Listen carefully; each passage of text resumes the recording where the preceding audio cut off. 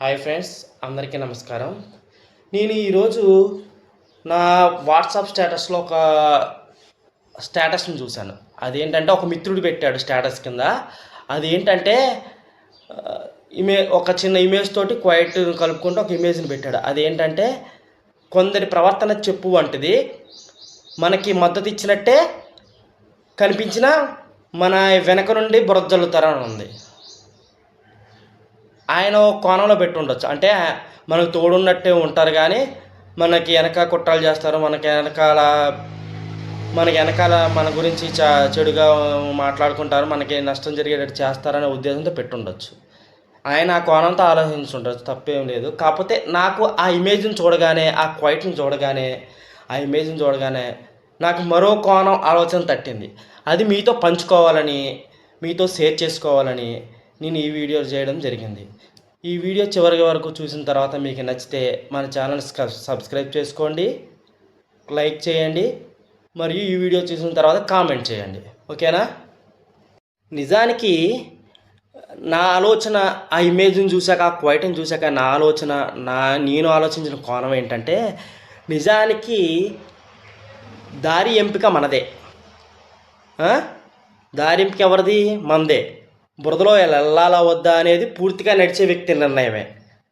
తెలిసే బురదలోకి వెళ్ళి ఆ తరువాత చెప్పు బురద జల్లింది అని నిందించడం ఎంతవరకు కరెక్టు? అది మన బాధ్యత రాహిత్యాన్ని చూపిస్తుంది. మనం తప్పుడు పరిస్థితిలోకి లేదా తప్పుడు వాతావరణంలోకి మనం ప్రమేయంతోనే వెళ్ళి అక్కడ ఏదైనా ఇబ్బంది ఎదురైనప్పుడు పరిస్థితులను మరియు లేదా తోడుగా ఉన్నవారిని నిందించడం ఎంతవరకు కరెక్టు? అసలు చెప్పు ధర్మం ఏంటి? అసలు చెప్పు తన ధర్మాన్ని నెరవేరుస్తుంది. చెప్పు ధర్మం ఏంటి? మనల్ని రక్షించడం. మనల్ని అంటే మన పాదాలని, ఆ నడిచే వ్యక్తి పాదాలను రక్షించడం, ఆ వ్యక్తికి ముళ్ళు గుచ్చుకోకుండా, ఆ వ్యక్తికి పాదాలను నొప్పి పుట్టకుండా, నెక్స్ట్ ఆ వ్యక్తికి ఎప్పుడూ ఆ వ్యక్తి రక్షణ గురించే అది ఆలోచిస్తుంది. అదే ఆ వ్యక్తి రక్షణ కోసమే అది ఉంటుంది. బురదలో నడిచినప్పుడు బురద చల్లడం అనేది ఒక భౌతిక నియమం తప్ప అది చెప్పు తప్పు కాదు. ఆ బురదలోకి వెళ్ళిన మనిషి తప్పు, ఆ వ్యక్తి తప్పు. ఆ బురదలోకి వెళ్ళిన ఆ వ్యక్తి యొక్క తప్పే కానీ చెప్పుదే మాత్రం కాదు. ఆ వ్యక్తికి వేసుకున్నాడు కాబట్టి ఆ వ్యక్తి కూడా చెప్పులు వెళ్తాయి, కానీ ఆ చెప్పులు వాటి బాధ్యతను వాటిని సక్రమంగానే నెరవేరుతాయి. నడిచే వ్యక్తి పాదాలను రక్షించడం, ఆ వ్యక్తికి పాదాలకు ముళ్ళు గుచ్చుకోకుండా, ఆ బురదలో సీసా పెంకులే ఉండొచ్చు, గబుక్కునే గుచ్చుకోకుండా కూడా కాపాడుతుంది. అలాంటి చెప్పుని అంటే తను సమస్యలో ఉన్నప్పుడు